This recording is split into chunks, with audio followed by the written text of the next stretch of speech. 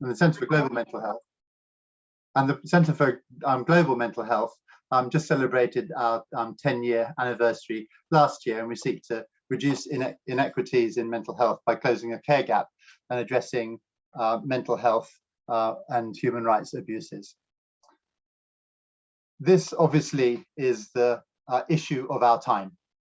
Both climate change and mental health have really been in the spotlight increasingly, and I think it's a demonstration of that our centres are both relatively new in the field of global health. Greta Thunberg spoke powerfully about the links between climate change and the ecological crisis and other social inequities like poverty, gender, race. In fact, she used that as a reason for saying that she's not going to come to the COP26 conference on the basis that there's such inequity in access to the COVID vaccine that not everyone can participate on an equal basis. Global mental health is increasingly focused on the social determinants of mental health, which have opened up a whole new science of working out the way that these different interactions work, the extent to which they impact on people, and maybe even what we can do about it. So these are some of the issues that we're going to be exploring today. And we have three fantastic panelists who are each going to present briefly, and then we're going to have some opportunity for questions and answers. Please do write your questions in the section at the bottom. I understand there's also a way that we can have a way of voting people up or down into the top spaces for the questions that we have at the end. But before we go on, I'm going to just hand over now to hear back from Fran about the survey questions that you've all been filling in. Hi everyone, I'm having a little trouble with my internet, and so I actually might not be able to give you the survey responses straight away. That's why we've had the messages about recording. So can we do them after the talks, if that's okay, fine, please? If everyone can fill out their responses. Thanks very much. We have more time to do it now. In that case, I'll go ahead and introduce our speakers, and then we'll go on and have them presenting to us. So I wonder if our speakers could turn their cameras on so we can see them all. First of all, we have Britt Wray, who is a postdoctoral fellow in human and planetary health at Stanford University and at the London School of Hygiene and Tropical Medicine. This is a new fellowship that we have between Stanford and LSHTM. She researches the mental health impacts of the climate crisis on young people, and is also the writer behind a newsletter about staying sane in the climate crisis called Gen Dread. So she's going to be talking to us about the mental health burdens of climate change. What are they and what needs to be done? Secondly, we're hearing from Elaine Flores, who is a physician, a mixed methods researcher, and a postdoctoral fellow in planetary health at LSHTM and Stanford University, the same fellowship. And she recently finished her PhD at our centre at LSHTM. Her work focuses on the mental health impact of environmental threats and disasters, on resilience promoting factors, social determinants of health, and other global health topics, especially with an interdisciplinary scope and in low and middle income country perspectives. She's the co-PI of the Environment and Women's Health Project, which aims to explore the links between mental health, climate change, and social inequality with a gender lens. And she's going to be talking to us about living amongst environmental threats from a Peruvian perspective. And finally, the third of our talkers today is Dr. Emma Lawrance, who's a Mental Health Innovations Fellow at the Institute of Global Health Innovation, Imperial College London, and Mental Health Innovations. She leads the programme on called Climate Cares, which brings together researchers, policy experts, and designers to understand the response to the mental health impacts of the climate crisis. Her other work includes a focus on digital mental health, young people, and co-production, and she's a trustee of the youth mental health charity It Gets Brighter. She's going to be talking to us with a talk called Changing Worlds, Young People's Thoughts and Feelings About Climate Change and the COVID-19 Pandemic, and the links with their mental health and sense of agency to respond. So I think you'll agree we've got some fantastic speakers, and without further ado, I'll hand over to Britt to give our first talk. Thank you very much, Julian. Thank you to all of you in the audience for joining us today to talk about the mental health burdens of the climate crisis. I'd like to give a brief overview now of what we know about them and some basic principles about how they need to be addressed. So I'd like to begin by just marking out very importantly that when I talk about mental health, I'm not only talking about the absence of mental illness, but rather I'm also talking about the embodiment of social, emotional, and spiritual well-being. And we know that the climate crisis affects our mental health and well-being in at least 3 ways. So there are direct impacts from the trauma that can set in from climate events that we know are increasing, such as wildfires, hurricanes, heat waves, droughts, but also the secondary knock-on effects like forced migration and conflict that can arise. This is very important to mark out because the psychological impacts from any disaster actually exceed physical injury 40 to 1. There are also indirect impacts, which we can think about broadly as eco-distress, the kind of vicarious trauma or something that stems from one's awareness to cause anxiety and stress and fear. So eco-anxiety is a concept that has risen in recent years as a popular term for describing this. And the American Psychological Association describes eco-anxiety as a chronic fear of environmental doom.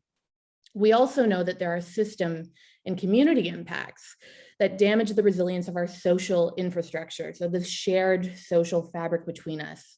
And when populations become traumatized in such a way, and this shared social fabric is not in good shape, it therefore becomes harder for people to take on the life-protecting policies and actions that are required for good planetary health, which really points out the important need for prevention and promotion of well-being before that kind of population mental health impact can set in. So let's just briefly go over some of those acute mental health impacts from climate events. Recently, in the last few days, particularly in many sites around the world, there have been record-setting heat waves. And we know that these are the most frequent and deadliest of disasters associated with rising temperatures from climate change, and that hotter temperatures can make people feel more violent and become more violent, both to each other and themselves. Research shows that on unusually hot days, there are increases in suicide rates, as well as hospital admissions for self-harm, and that pre-existing mental health problems can triple the risk of dying during a heat wave. Now, when it comes to a creeping climate event, something like a slow-moving drought, there are different kinds of mental health vulnerabilities that can pop up. When we think of drought impacting farmlands and people's livelihoods, eventually communities are sometimes forced to migrate and move on in order to seek better prospects elsewhere, which can impact different vulnerable communities in unique ways. Women, for example, can experience increased anxiety and depression while migrating amidst the threat of sexual violence. There's also an interesting example from the literature pointing out a direct correlation between the epidemic of Indian farmer suicides caused by increasing drought over the last many decades and increasing temperatures from climate change. A researcher named Tammy Carlton found an association whereby the more than 60,000 now Indian farmer suicides over the last 30 years can be tracked along a degree by degree per day increase in temperature, whereby on an additionally hot degree day, by just 1 degree, at least 70 additional corpses, each dead by the farmer's own hand, can be counted. Now, there are other kinds of creeping events like sea ice loss too, for example, which is where some really groundbreaking research has been conducted around that phenomenon in order to identify and explain this concept known as ecological grief, which relates to people experiencing real losses in the landscape that could of course, change the environment, but also their cultural traditions bound up in the land, or the grief that they feel from anticipating future losses. Now, a really rich site where this is happening is with the Inuit in Labrador, Canada, who are witnessing the ice, which comprises a huge part of their identity as a people, vanish before their eyes. So now when the ice is not solid for as many months of the year as it formerly was, they have fewer months to go out and traipse along the ice where their ancestors have for thousands of years and carry out traditional roles like hunting and fishing. And when they can't do that, it's spiritually diminishing.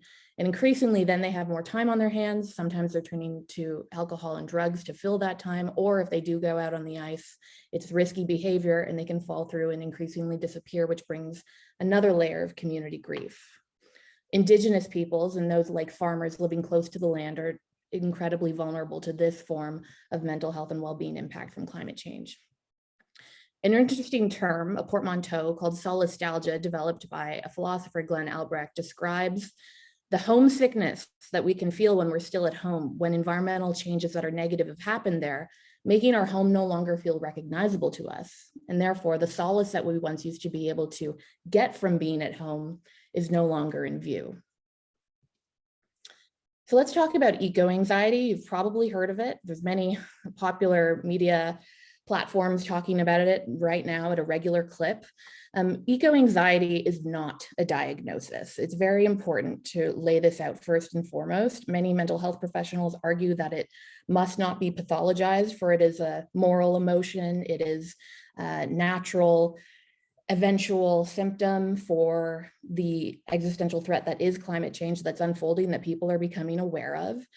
And therefore, some psychologists argue that it should be called eco-empathy instead. It marks one's connection to and caring for the natural world.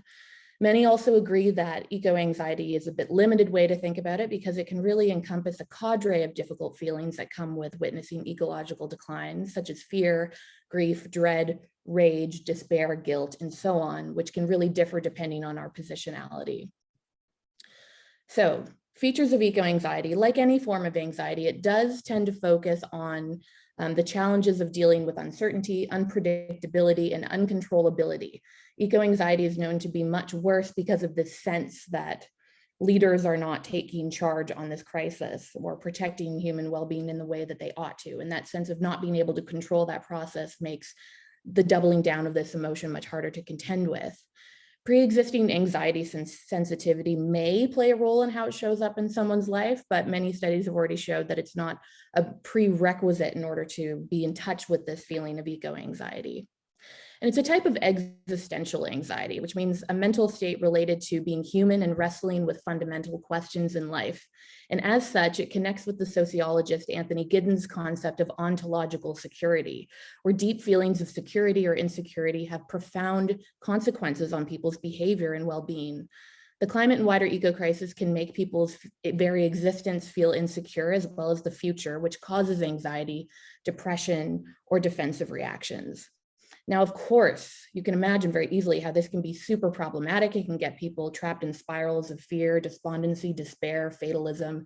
That really needs mental health support. But it can also be practical when it causes someone to gather new information, reassess their lives, and make behavior changes that feel meaningful and purposeful at this time, and take on the important pro-environmental actions that we need.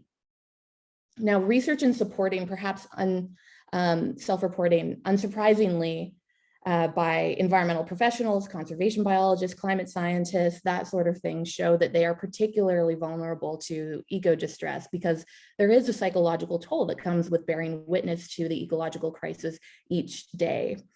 Now, there is an growing conversation about the need for trauma-informed methods of environmental education, and projects like the Adaptive Mind Project by Susie Moser, written up in the climate anthology All We Can Save, for example, collects interdisciplinary research in order to outline and support shifts in organizational culture that embrace the psychosocial needs of environmental professionals and put them on equal weight in terms of their importance with other professional skill building development that is usually seen as of paramount importance for people working in the field.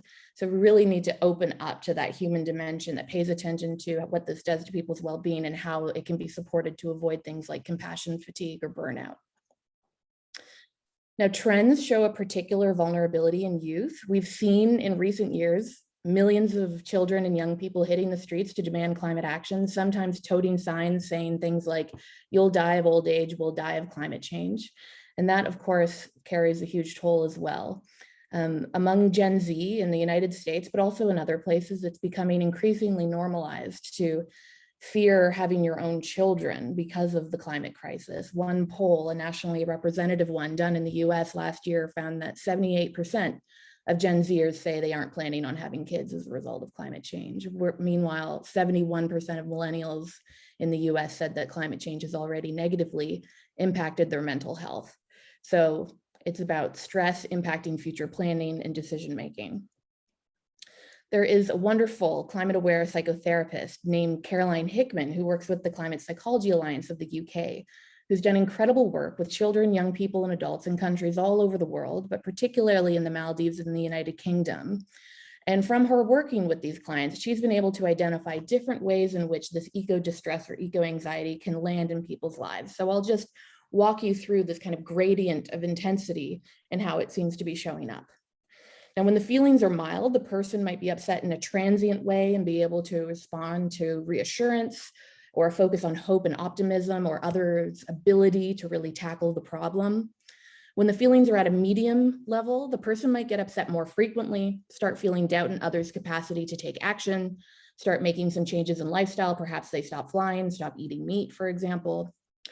When the distress is significant, there will be minimal defenses against the eco-anxiety, and it can become a lot harder to mitigate their distress or guilt or shame, and they'll have little faith in others to take action. This can have a really significant impact on relationships. This is when we see couples in strife because one wants to have a child and the other one doesn't over climate concerns, for example, or friendships breaking up because one has a high emitting footprint and it's frequent flyer around the world and doesn't seem a problem with that. And then the other friend is incredibly distressed by how their friend is behaving. And so people become more willing to break up friendships, for example. Now, when the eco-anxiety is severe, thoughts can be intruded upon without control. A person's sleep might be affected. They could struggle to get any respite. They might anticipate human extinction. They would have no belief in others' ability to care, might experience a complete and utter loss of personal security, might be unable to work or even suicidal. And obviously, this is when it becomes a real threat to mental health that requires serious support, that is aware of this form of trauma. So what needs to be done to address these kinds of mental health burdens of climate change? Well, I hope that perhaps in the Q&A we can talk about the direct acute disaster mental health innovation that's happening, but in the interest of time here, I will just talk a little bit about addressing eco-anxiety and grief. So individual actions can help alleviate suffering. It's important that people align as much as possible their environmental values with the ways that they behave in the world in order to not create more psychological distress by seeing a huge gap there. But individual actions are not enough. We need bold collective action. We need to see real structural change and shifts in power as they line up right now and are not taking care of the crisis in order to get to the root cause that is causing the distress. But we also need self-care tools that can help people manage their nervous system when things become emotionally dramatic. So contemplative practices, mindfulness, meditation, yoga, for example, forest bathing, spending time in nature, gratitude journaling, all of these are the kinds of self-care tools that people are taking up in order to help them deal with anxiety when it becomes intense. Now, the psychological concept of containment is very important here. And the idea is that basically any experience in life, even the really bad and really hard, tough ones, can be food for thought and therefore growth and development if they're just given a safe environment in which they can be digested and processed. So the containing space is a space with others who give permission to the feelings, who validate them, who mirror the concerns and don't dismiss them or say, look outside, the sky isn't falling, you've just got a mild anxiety disorder. When those permission-giving spaces are created, people who are otherwise feeling very alienated and isolated with their eco-distress can find community, and that is hugely relieving in itself. And interestingly, over the last few years, bespoke communities and groups have gotten off the ground specifically to address and help people move through eco-anxiety and grief. Two I'll mention are the Good Grief Network, which is modeled off of an Alcoholics Anonymous kind of program. It's a 10-step program for working through these emotions and reinvesting the energy from grieving into purposeful action or meaningful actions in one's life. There's also the Council on the Uncertain Human Future, which provides a safe space for reckoning with these emotions. And lastly, I'll mention that there are mental health professionals who are now professionally affiliated around a climate awareness lens for doing therapy. They are found in places like the Climate Psychology Alliance of North America and the UK and the Climate Psychiatry Alliance and Psychologists for a Safe Climate in Australia and others that are budding up in order to meet this need. And lastly, I'll just mention that this is very important because we know that some people with eco-distress who do go to seek mental health care get told by mental health professionals that they're just engaging in catastrophic thinking, which dismisses the concern, and then they go home feeling 10 times worse. So it's much more important for these people to particularly find professionals who are aware of these issues and ways to help people live with them. Now, there are huge opportunities when it comes to climate change and mental health. We're talking about multi-solving here, win-win situations, co-benefits, in other words. We know that climate change is impacting our mental health. When we address climate change directly, then it has the indirect impact on our mental health. And therefore, we can really get at two things through singular actions, which is a fantastic benefit.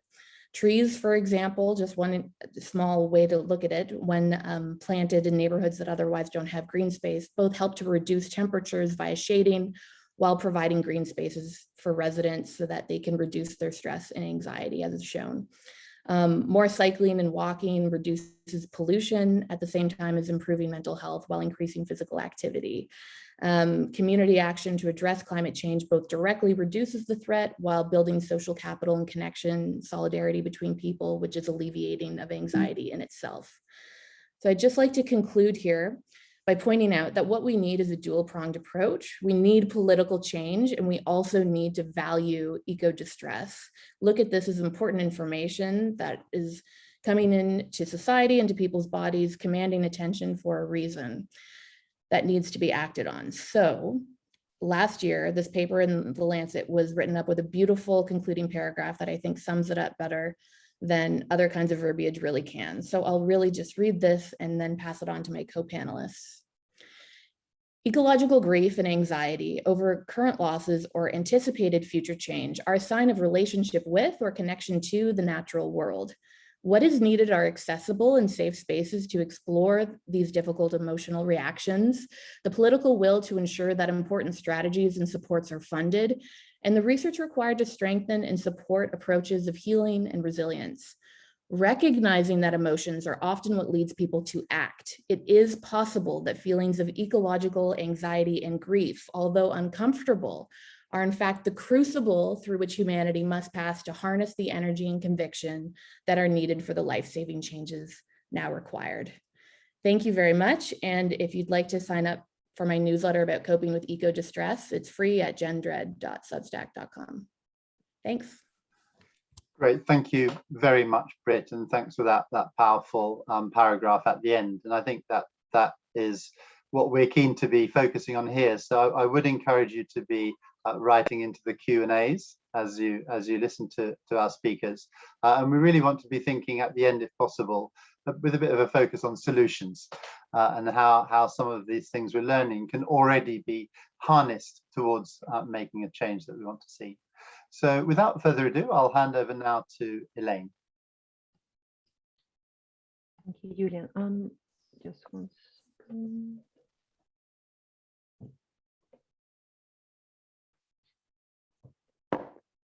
I'm sorry, are you able to see my slides? Yes, it's fine. Okay, thank you. Well, thank you all, and thank you for the invitation and for actually holding this panel. I will be presenting a perspective on the environmental threats and mental health from a Peruvian perspective.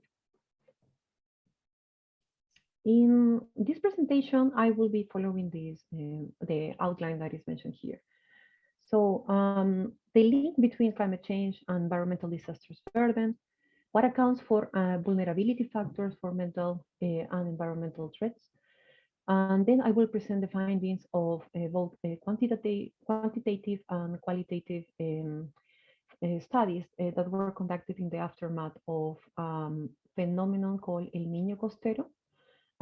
What we have also learned, what needs to be done, what we think, and also, well, some points to wrap up on what we are doing and also what we are planning right now at the both centers, the two centers that we are working together with Britt in LSHTM and Stanford University. So just to give us an idea of the situation, of the burden of disasters globally, which is undeniably increasing.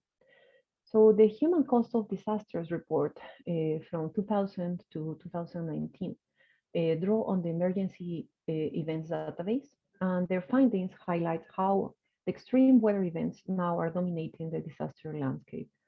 There is a sharp increase on the recorded disaster events, which have claimed 1.23 million lives, affected more than 4 billion people, and many on more than one occasion, and resulted in enormous global economic losses.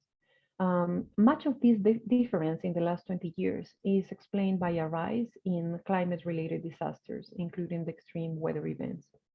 So just taking into account that in the past 9 years, 84% of all recorded disasters were related to climate issues.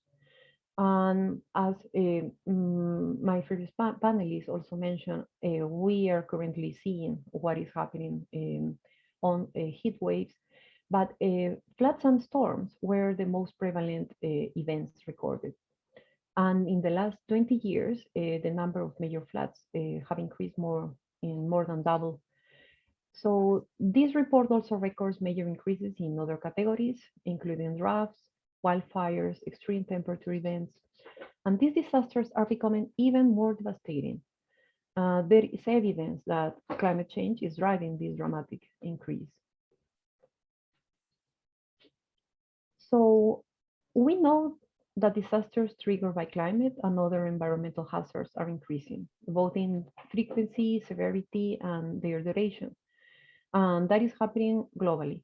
Climate change is already impacting social, economic, and environmental determinants of mental health. The most severe consequences are being felt by disadvantaged communities and populations.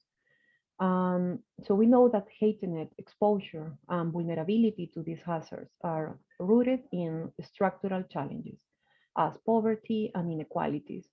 Also, we are having rapid population growth, rapid urbanization, migration, displacement, and poor land use planning and management, and also lack of resilient institutions that act. I also want to highlight that these disasters disproportionately impact groups as women and girls.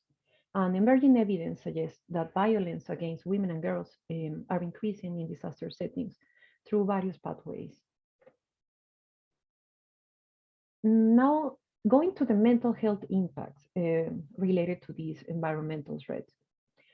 How does this happen? No, so as my previous fellow panelist has already highlighting these the overview of what we see.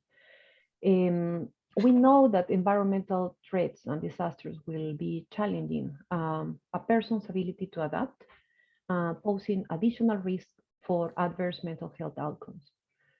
The related environmental events to climate change can profoundly impact psychological well-being through both direct and indirect pathways. And that we will see that in particular among those who have pre-existing vulnerabilities. So the development of mental disorders across these groups will be associated with directly with the level of exposure to the environmental threat, and additionally by unique factors of vulnerable groups within the affected community, as well as primary and secondary stressors, for example, losing jobs or having delays in being able to rebuild their lives, which will be also contributing to determine the nature and the amount of mental morbidity that we see in relationship to environmental threats. And worse outcomes are more likely to occur for disasters that happen in low and middle income countries, especially those that are associated with substantial community disruption. And one major environmental threat that I would like to talk about is El Nino, or the ENSO phenomenon. This is a weather event that historically occurs every 5 to 10 years and leads to periodic weather irregularities that are extreme. Will be causing floods, landslides, and intense precipitations in the coastal areas of the equatorial Pacific Ocean, where, as we know, well, a large number of people live. But even across the affected countries, across low and middle income countries, there will be an unequal risk, exposure, and vulnerability to its effects. Some groups will be more prone to experience the disaster consequences, as, for example, residents living in high-risk areas for this type of weather events, those living in informal settlements, and where there is less enforcement of preventive public policies. And now going to the Peruvian setting. So I will be presenting some quantitative and qualitative findings from two different Peruvian regions, which were affected by the latest El Nino phenomenon. So we had a global El Nino event in 2016, which had strong precipitation levels. However, unexpectedly, a few months later, between February and April 2017, a local phenomenon affected just Ecuador and Peru called El Niño Costero affected most of the Peruvian coast with an unprecedented magnitude, overflowing rivers, causing flash floods and mudslides. The official reports of damages estimate that almost 1.9 million people were affected, and houses, health facilities, schools, roads, bridges, and drinking water infrastructure were damaged across the Peruvian coastline. So in this scenario, we conducted a transversal study 1 year after El Nino landslides happened. So that happened in the surrounding area of Lima, in a district called Carapongo. So they are located in Lima's, the capital of Peru, outskirts. This area was selected because it was one of the most heavily hit area. And even before El Nino event, they were having poor living conditions and was located in close proximity to a major river. So for the aim of this study was to establish the long-term prevalence of post-disaster mental disorders to identify risk factors for mental health. And what was assessed were post-traumatic stress disorder, depression, and anxiety scores. We estimated each outcome's prevalence rates across the participants and then adjusted prevalence ratio to establish the risk for mental health. And the model was adjusted by a set of confounder factors that we can see in the graphic that we theoretically consider would contribute to having higher risk for mental disorders. Of the total number of people that were interviewed, 82% of them were at home during the landslides. 37 lived near the river. Almost 50% of the participants' houses were completely destroyed. And the disaster caused that 64% of the interview group incurred in deaths, and almost 70% lost, aside from their houses, material goods and other assets during the disaster. Also, the floods impacted their physical health for at least between 11 to 21% of them require medical aid. So what we found was that after 1 year of the event, there were a high number of persistent mental disorders. So most of them were unreported and untreated. Around 10% of those participants screened positive results across the 3 assessed disorders. We found also that the age group 34 to 45 was found to have the highest prevalence ratio for having PTSD and depression. Having a higher household income was found to be a protective factor for having PTSD. Female participants were found to have higher anxiety scores. Living closer to the river was directly associated with the 3 outcomes. And the reasons behind this high prevalence of long-term unreported mental health outcomes could be related to the lack of post-flooding reconstruction and persistence of poor living conditions. So it was noted, and that happened during the fieldwork, that the initial attention that this disaster received by the government, the press, and organizations in the immediate weeks after the disaster they decrease completely.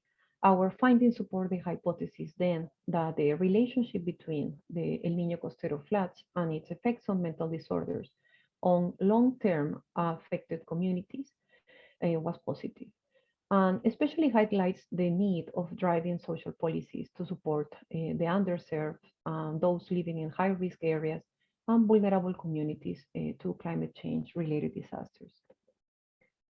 And now I will be quickly presenting the findings of a qualitative study that was conducted in the north coast of Peru. We need to be quite quick, if that's all right, Elaine. Yes, I think, Julia, no worries. Well, basically, we conducted interviews and focus group discussions.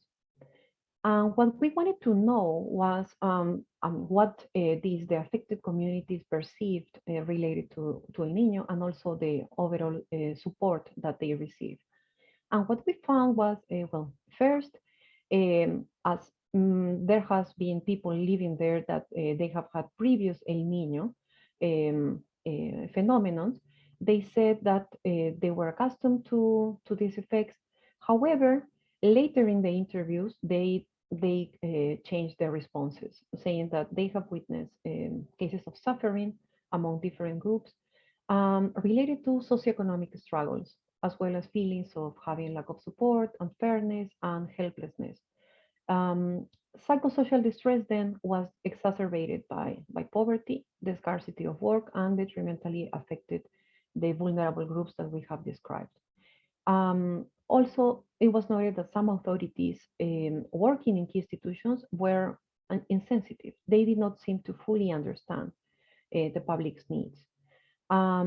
Basically, they began saying that why, they began blaming the survivors, saying that why they put themselves in like high-risk areas, why they weren't able to move. However, as we know, they will be in the worst position to act without access to money, to social connections, or logistics. It was also important that almost all of the participants were not aware of the connection between the climate emergency and El Niño effects that they were undergoing. Basically, what we know, it's very easy to feel discouraged. We have identified some action points and implications for decision makers, as we can see. Increase awareness and recognize vulnerable groups. However, and this is my final slide, I would like to highlight that, the results that I presented in these two studies show that we are living in these we are living in an unequal and difficult context, but disproportionately will be affecting those who are already enduring vulnerable conditions. And also, these effects, especially if left untreated or unsupported, may have a significant negative impact on the well-being at both the individual and community level factors. So we think that the efforts to promote resilience and increase post-disaster well-being, decreasing this psychosocial suffering, must consider them a two-level perspective. Thank you so much. Thank you very much, Elaine. That's great. Thanks. I'm sorry to rush you. We want to make sure we have some time for discussion at the end. So I'm going to invite Emma to share with us her presentation now straight away. Thanks, Emma.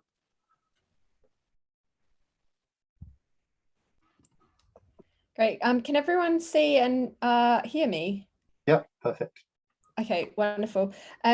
So I'm hopefully quite quickly going to talk through a study that I've been working on, and actually Britt is working on as well, called Changing Worlds, that tries to understand young people's psychological responses to the climate crisis. And we also looked at how they're thinking and feeling about the COVID-19 pandemic and the relationships between these thoughts, feelings, responses, and their wider mental health and sense of agency to respond to these challenges.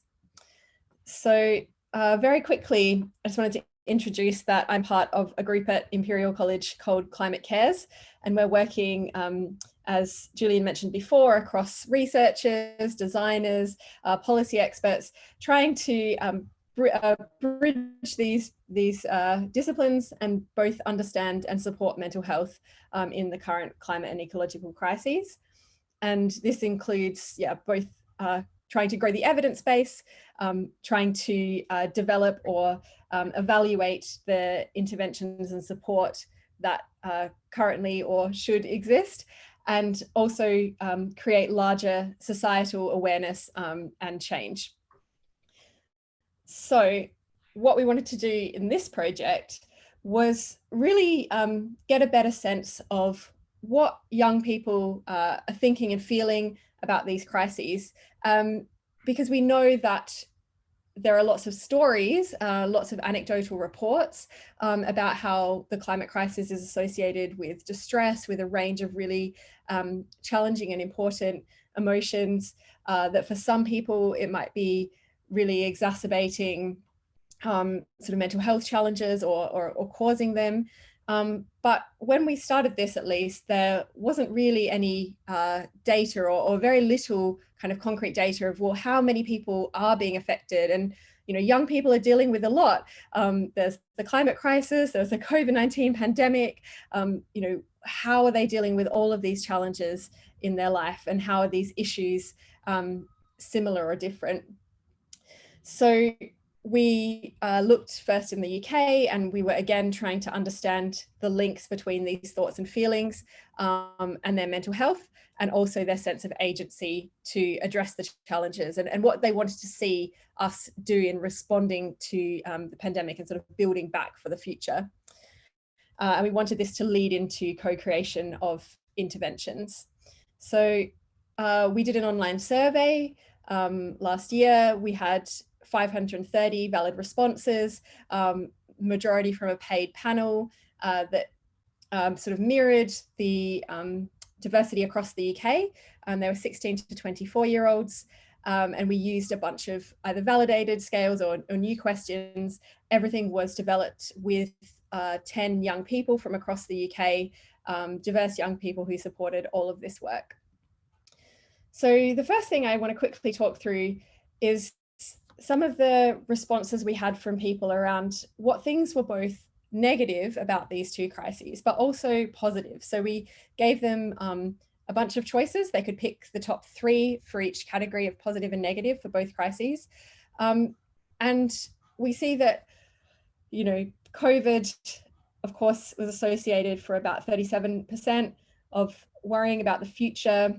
It's one of the top 3, but also for about 37%, they were able to spend more time with family, and that was a good thing. But in particular for today, what was interesting was that while there is a lot of worry about lack of action against climate change, as Britt has also pointed out, there's also this potential positive impact of getting to a point where people can make their own individual changes, and they saw that this was related to improved well-being for them personally. So the first thing we looked at was the sense of distress or concern, specifically for each crisis. And there's a bunch of factors that would feed into that distress or concern. So things like the media, how distressed you feel reading a news article, any sort of feelings of guilt, loss of quality of life, worrying about impacts on public health or the environment into the future. And we see that there's very distinct patterns for both crises. So overall, even in 2020 in the UK, climate change was more distressing than COVID when you look across the factors combined. But in particular, climate was associated with more feelings of guilt and responsibility and a sense of lacking the ability to control, whereas the pandemic, perhaps unsurprisingly, was more related to loss of quality of life and loss or feelings of loss or grief. As we know, there's sadly a lot of life lost and life changes involved. We also looked at the range of emotions, and again, obviously there's way too much to digest here. So I'd like to point you to our preprint. I'll put that in the chat afterwards, so don't feel you need to digest all of this now. But when we compare the patterns of emotional responses, we see again, both crises share some similarities and have some distinct emotional patterns.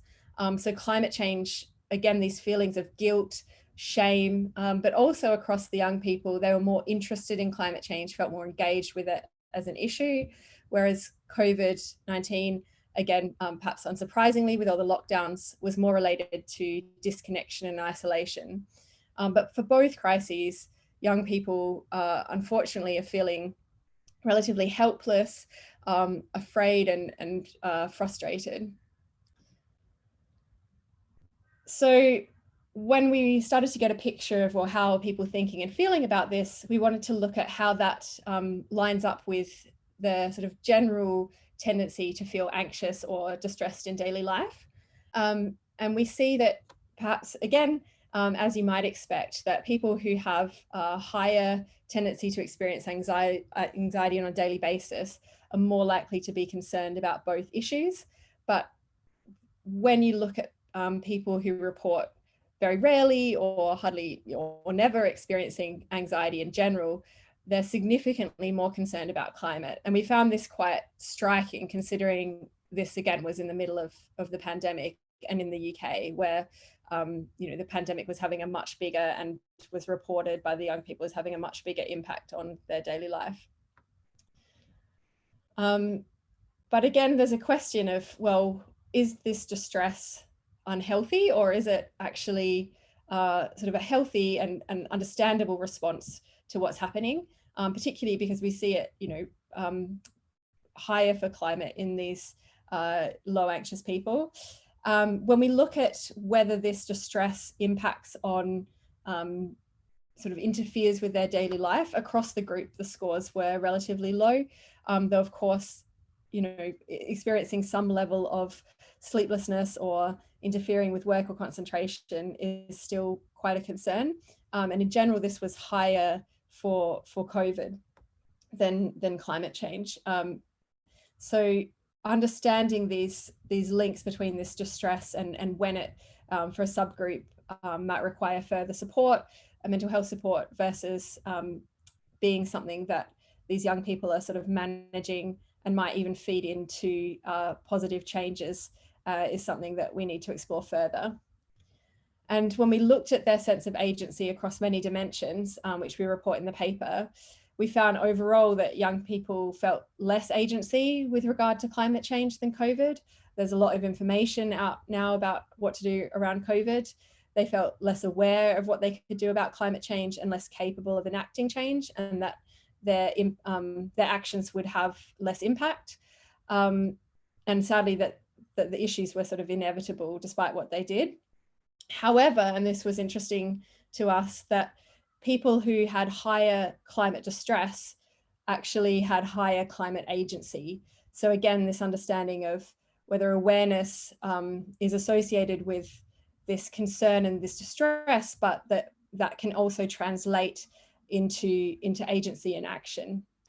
And so understanding that sort of adaptation and that process by which that might happen or not happen, and how we can help facilitate that, is something we'll like to look at more in the future. So we're taking this survey now across to many different contexts. So Britt is helping look at this in the US, and we are also working with a bunch of wonderful collaborators and young people in the Philippines, across 4 sites in the Caribbean and in India, to adapt the survey to these local contexts and start to understand the impact in these different settings. And we've also been working with the 10 diverse young people to develop a guided journal, which is our first sort of stab at a low cost, easily accessible intervention with a personalized way to help process these different thoughts and feelings and see how that can translate into agency and action. And we'll be working on this with Force of Nature in the coming months to roll it out. So it's a sort of a 4-week process, the way it's been developed. So you work through, first of all, understanding how you're feeling, learning how you can take care of yourself in these feelings, starting to envisage what is the world you would like to see, like to be part of creating, and what role you can play in that. And so there's a bunch of activities under each stream that have been developed with input from the young people, and looking at learning from good examples around the world. I'd also like to very quickly mention that we recently launched a briefing paper that tries to summarize the current evidence around the links between climate change and mental health and emotional well-being. And also we outline recommendations across different sectors. So for the healthcare sector, for policymakers, for researchers and research institutes and funders, and also for community organizations to respond to this evidence and what we need to do to really start to make change to support mental health. And again, really highlighting that those actions can have multiple benefits. So we can take action against climate change that has benefits also for mental health, as Britt so nicely outlined. So I will also pop that in the chat if anyone's interested, and we can talk about that in the Q&A. So yeah, thank you very much from me and the rest of the team. Thanks very much, Emma. That's a really nice way to end the 3 talks, actually, because we do want to be thinking about solutions, and there's still time to put questions into the Q&A at the bottom or into the chat box. Either's fine. But before we go on to the discussion with our panelists, I do want to just invite Francesca briefly to feedback what you said in the poll that we conducted. Sure, thanks very much, Julian. Thank you, panelists. Just to go quickly over what you have entered. So firstly, in the room, we have a fantastic mix of people from different sectors. Although we are predominantly researchers or academics at 36%, it's not the majority. We've got a lot of health and social care workers and across the board, all different sectors. So thanks everyone for joining. We also have a varied level of expertise. No one thinks that they're an expert in our audience. Hopefully our panelists think they're experts, but no one does in the audience. We have, I'd say, a middle level of expertise and some who are complete novices. And then on our final question, which was meant to be provocative, we did actually get an interesting response, as although majority of people, so 58%, said that both climate change is due to an increase in knowledge about climate change impacts rather than an increase in mental stress of those experiencing the changing climate. 25% did feel that it was more around the mental stress of those experiencing the changing climate, and 17 thought it was just an increase due to the more knowledge of the climate change and its impact. So we did have some who felt an opinion either way. Thanks everyone for filling out the poll. I'll now pass over to our discussion. Brilliant. Thanks very much. Interesting to see such a range of opinions. I just wanted to thank all of our panelists for their brilliant presentations, and I could see some links between them.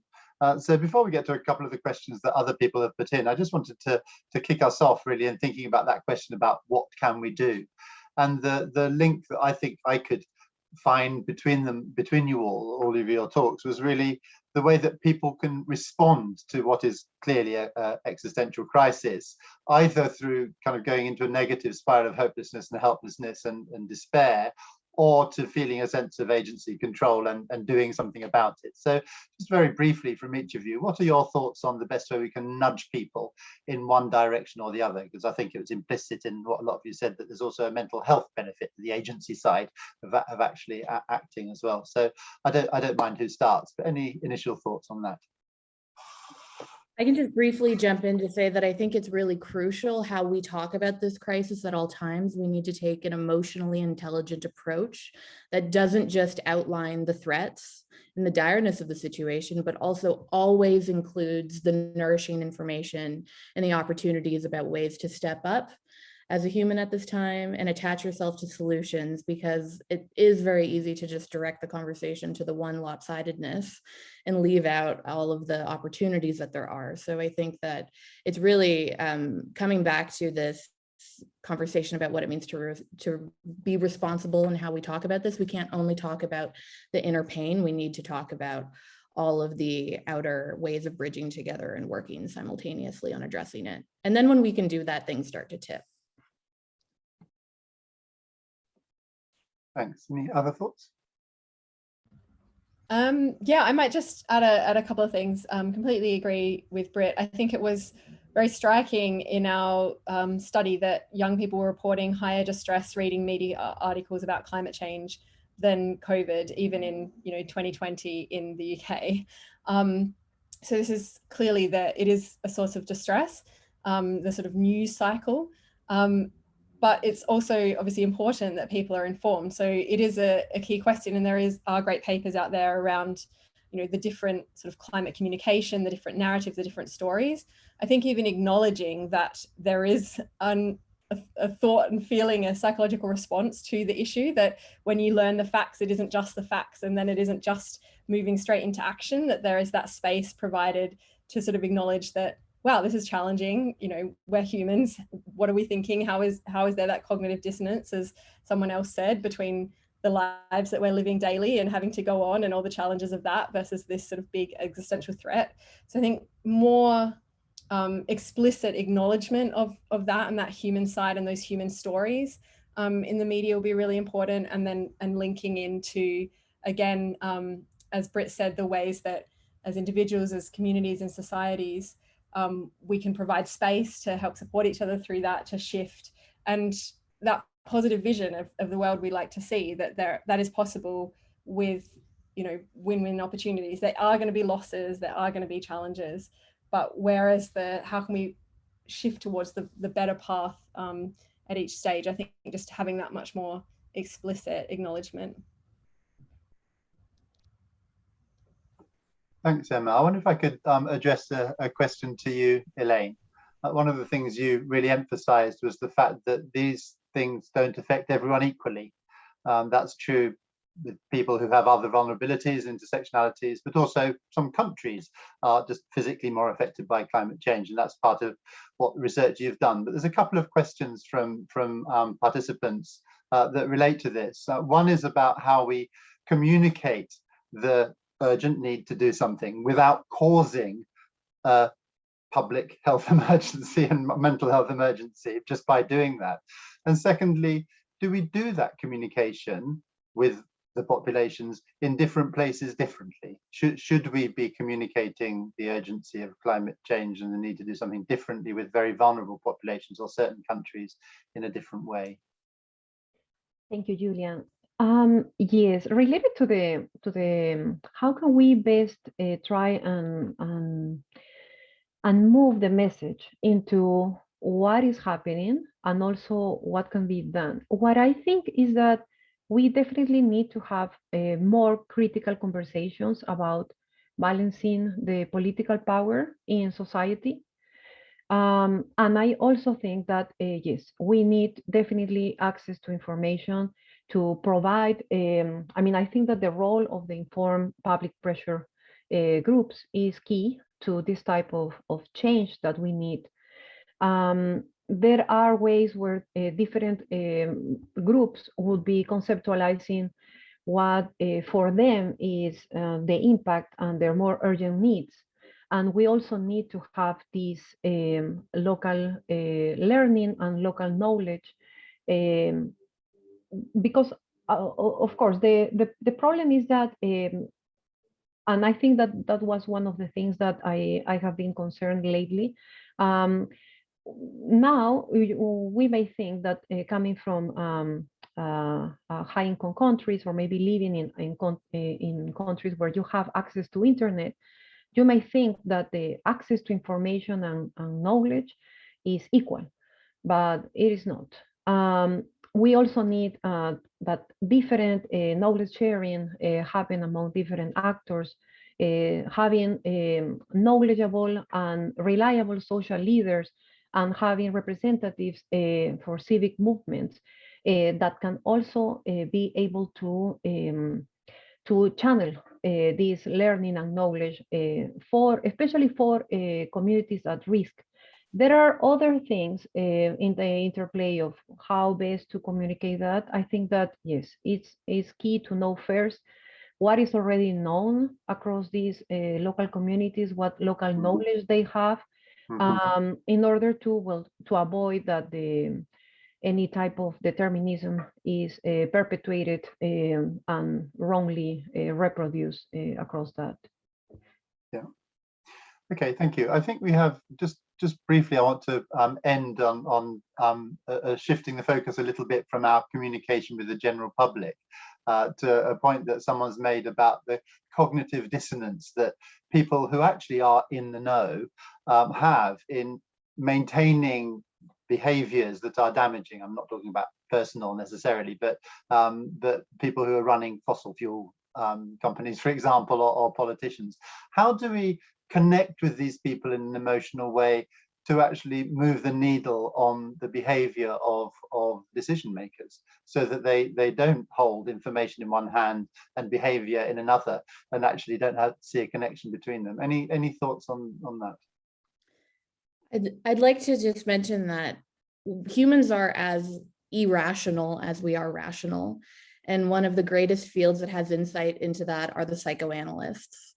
And particularly the psychoanalysts looking at climate change right now have a lot of very interesting material that speaks to this question and how parts of us can split off according to our ambitions and desires. And we have an impressive cadre of unconscious defenses that come out to block out truths perversely in different parts of us, because we're not just single unitary cells, we're multiple people at the same time, can form alliances that create psychic retreats from reality where we pretend ourselves away from what's actually happening, particularly when we benefit from that.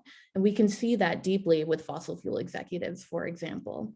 Sally Weintraub, a climate-focused psychoanalyst, has a recently published book called The Psychological Roots of the Climate Crisis, Neoliberal Exceptionalism in the Culture of Uncare. And it's a fantastic contribution to thinking about these kinds of problems. But there are also deep modes of working with behavior change that can help to unlock some of these defenses and work with these perversities. One that I'll mention is something called motivational interviewing, which is used to help people with addictions, for example, try to get off substances that they're addicted to. How might that be used in ways of working with different interests who are being caught up by different defenses that are stalling them? Yeah, thank you. I think we're going to have to end there, I'm afraid, because time has caught up with us.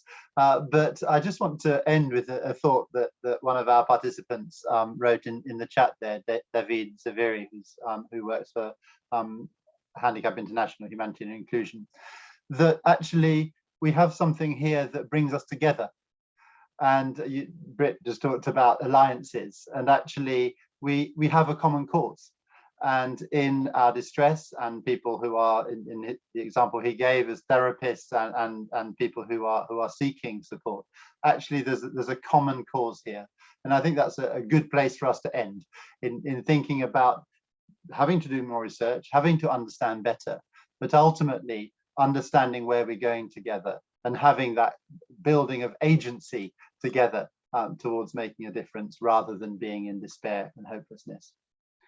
Thank you very much, everyone, for your participation today. This will be recorded and will be available, but I particularly want to thank our three panelists, Emma, Britt, and Elaine, for their contributions and thoughts today. Thanks very much, everyone. Thank you, everyone.